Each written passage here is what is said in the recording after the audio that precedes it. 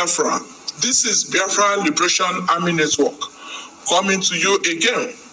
Please do subscribe, like, share, and comment. Now, I'm going to tell you 5 things that are going to happen in Nigeria in 2025. There are a lot of things that will happen, but I will tell you 5 things. Now, I am telling you this because, as you know, I am a political blogger and I focus on insecurity challenges, especially in Nigeria. So when you hear that yesterday was experience, today is an experiment, tomorrow is an expectation, it means that because of our past experiences, I use it to know everything happening today and I can predict what is going to happen tomorrow. So in this video, I am going to tell you the 5 things that are going to happen in Nigeria. There are a lot of things that could happen, okay? I am just predicting this from my own thoughts, from my experience of studying the line, because Nigeria is a movie. Either you like it or not, Nigeria is a movie that people wrote. Everything happening in Nigeria, people wrote it, they are planning it, they are pressing the button, it is happening. So I'm going to tell you what is going to happen in this 2025. But before I mention number 1, do you understand this message from Issa El-Buba last year? Okay, you cannot in any way intimidate us. You are a Fulani shame. And at this point, I want you to know that Hausas, the eyes are open. Whether Kanuris or other tribes, our eyes are open. You can't continue to deceive us with the downfall deception. Yes, a lot of people don't understand what is going on in the northern part of the country. A lot of things are going to happen in the north, and it is going to be like a movie. There is going to be ethnic crisis that is going to lead to unrest. When I mean unrest, like war in that region, fight in that region. And that is why someone like the Chief of Defense Staff will travel from Nigeria down to Qatar to tell them that there is a war between Hausas and Fulanis. Tell ourselves the truth. What is going on in the Northwest is the Hausa-Fulani fight. You know, we don't mention it. That is the bottom line. The Fulani man feels anytime he comes to town, he's molested, he's killed. The Hausa man believes that the Fulani man, using his headsmen, enters his farm and destroys his crops. So it's been a long time, I'm sure you're aware, it's been a long time issue that had not been addressed. So it's a political issue. So, number 1 thing that is going to happen is that there will be a, listen, BLOODY conflict between the Hausas and Fulanis in 2025. There will be a, look at the spelling, BLOODY, call it yourself. There will be a bloody conflict between the Hausas and the Fulanis. That is the first thing that you will expect from January that you have entered, number 1. Okay, number 2 of the things that are going to happen in Nigeria. Before we enter the number 2, for you to understand difference between Hausas and Fulanis, because a lot of people try to make them one, but they are not one. Listen to this video before number 2. Yes, the difference between Fulanis and the Hausa is that Fulani, they have their own tribe. They have their own language. Yes. The way they speak is different from Hausa. Yes. If you listen to a Fulani man speaking, yes, with the way Hausa man will speak, yes, they are quite different. yes, But what makes them to become one is that religion. They came with that religion and they said to them they are one. But yes, it's good that religion make you one. But at the same time, if you people say I want, then why, because of the religion, you later become emir in their states. You now, a state that is supposed to be ruled, governed by a Hausa man, when you go to Kano, when you go to Katsina, they even extended into Sokoto. You even go to Kaduna, you will see it's a Fulani man. Yeah. It's a place that is supposed to be dominated, it's supposed to be ruled by the people of that state. By the people of that state, but you will see a Fulani man become. So Fulani man, they are play. For me, it's like they betray them. For me, that's for me. Yeah. For me, it's like they come with a deception. You know, they come and they deceive you people, they give you the religion and they take over the resources of you people. The thing that you're supposed to be ruling, something that you're supposed to become dominant for it, they are the one who are dominating it. You can see that you can see that Hausa man has never become a president in this country. Why? Because Fulani man, they have been deceiving the Hausa people. We are one because of religion, but they never become president. Now, I'm sorry, sir. Let me cut you short because our viewers are all over the world, and this channel is to educate people. Yes. Now, do you mean that Muhammadu Buhari, that as an average Obama sees Buhari as an Hausa man, and average Obama sees Buhari, for example, as an Hausa man, even Yaradua, do you mean that Buhari and Yaradua are not Hausa? Yeah, of course, they are not Hausa. All of them are Fulani. And Fulani, let me tell you, Fulani, Yes. Fulani are not beggars, to be honest. Yes. Yes, let me just say the truth. Why is it that Fulani people are not beggars? Yes. It's because they are the one who have been hijacking the treasure of this land to themselves. They are the one who have been accumulating the treasure of this country for themselves. So there are children who are staying in the villages with their cows. They don't beg and they don't marry. They don't marry a lot of women. You never see a Fulani man marrying, having many children like that. But I don't know why they came and they allow the Hausa Fulani, they allow the Hausas to marry to get more people, to get more population.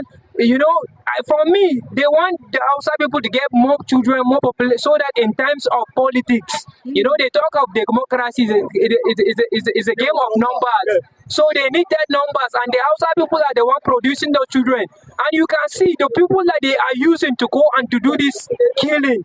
Majority are the Hausas, but the one who you will discover leading is a Fulani man. The leader, the gang role leader is a Fulani man, while the majority that will follow behind are the Hausas. So they are using the Hausas to achieve their aim, to achieve their goal. Okay. But now I'm glad that the Hausa people are discovering the truth. Why will a Fulani man come and put something in your mind which is not the real you? They come and they change the real you. Because the Hausa man, I can assure to you, if you live with a Hausa man, is a man that believes that he just need peace. But Fulani man, they came, they changed him. Hausa man become a toxic, he becomes so hard to understand because a Fulani man came and deceived him with a wrong way of lifestyle. So I'm letting you go because I know you are going to work, and obviously today is Saturday, so we are at the weekend. Now I'm letting you go, but for our viewers again to understand. Now in the north, what I heard is that, because I've been everywhere because of my work, is that Hausas are more than Fulani people. Yes, of course. Okay, of course, right? Okay. Yes. Okay, now if our viewers, which tribe are you from the north? People need to know so that you Yes, understand. I'm Biroman from Plateau State. So now this person I'm talking to now is a Biro man from Plateau State. And people used to see me as Hausa. I told them I'm not Hausa. So again, now he has clarified that there's a difference between Hausa and Fulani and Hausa and Biro. Now I'm letting you go in 1 minute. What do you think should be done by the Hausa people? So that, because on this topic you are going to have more of it, but you are going somewhere and again need to attend to pastor. Now, what do you think should be done by the Hausa people to liberate themselves from the shackles of Fulani? What I want the Hausa to do is to stop listening to Fulani, because Fulani, they bring division for us. Fulani, they are the cause of our problem that we are having today. Fulani are people that they don't forgive. Yes, that's what I had, and I believe it is like that. They can keep something for 100 of years and they will achieve it. I don't know whether some of the Fulani now they can forgive, but as I know, as they told us, our grandparents used to tell us that those are people that they don't used to forgive something. When they want something, they must get it. But the outside people, I want them to dominate the city, even Kano. I'm sorry to say this, Sunusi should know that that place is not for a Fulani man. For me, that place is for a Hausa person. And for me, I would love to see a Hausa man becoming the emir, and most of the state that they have already put in their own emir. I would love to see the people of that state, because even in Kaduna, it's not outside people. They are people of the tribe that are living in that area. They are supposed to be the emir of that place, but they just came and they put their emir, which is very, very not supposed to be. I'm not a happy person as you see me in Lagos, because it's all because of the corruption that they are putting in the outside people. They destroy my state, and my state now cannot achieve anything. I'm even in Lagos not because I want to be in Lagos, but it's because of the Fulanis that I'm in Lagos today. So you are in Lagos because of the activities of the Fulani herdsmen that are destroying They destroy farmlands and they're killing the farmers. Yes, they destroyed the revenue that Plateau State is generating. They have destroyed the revenue. Not only the revenue, the biggest terminals in Plateau State, where the state get its own revenue, they have destroyed that place. So the state is having no money. Even the industry, we don't even have industry. Nothing is going on because crisis. All the investors, they have left the state because of the coup, because of Fulani. All right, now, the number 2 things that is going to happen is that there will be more attacks from all these Bororo Fulani bandits, the terrorists. There are going to be more attacks. Put it on paper. Get ready for it. Don't say that I did not tell you. There are going to be more attacks. This is going to be holistic. That is number 2. Let's go straight to number 3. No need to waste your time anymore. Number 3 things that will happen in Nigeria in 2025 is that people will talk more. Not only the Igbos, people will talk more about the division of Nigeria.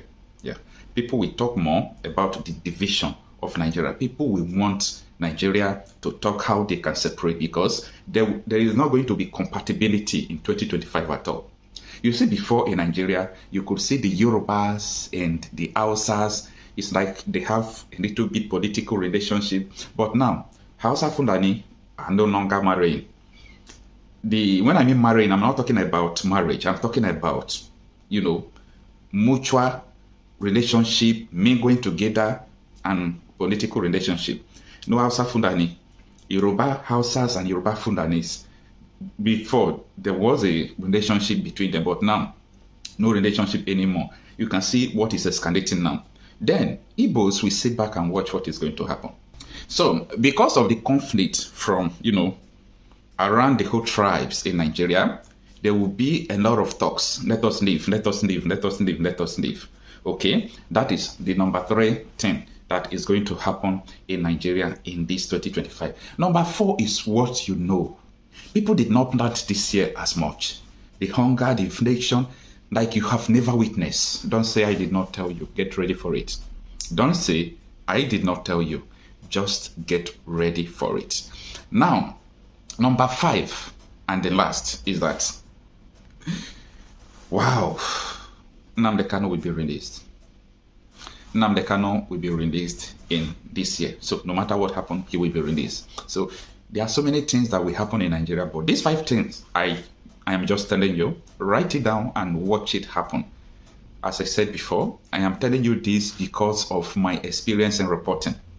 There are so many things I used to talk in my video. Tomorrow it will come to pass. Not because of any other thing. Because I study the way things are. I told you, Nigeria is a movie. They wrote everything that is happening. Get ready. Let me know what you think about this. Share this video. Subscribe to this channel if you have not. Happy New Year. In trying to remove Jonathan, there were stateless persons that were from the Sahel region that were imported into Nigeria, and a former chairman of PDP made that statement. I'm not the person that made it. But that importation is a fact, is it? That importation is a fact. What has happened in Nigeria is that most of the time when something comes up today, we never sit back and say, how did we get to this point?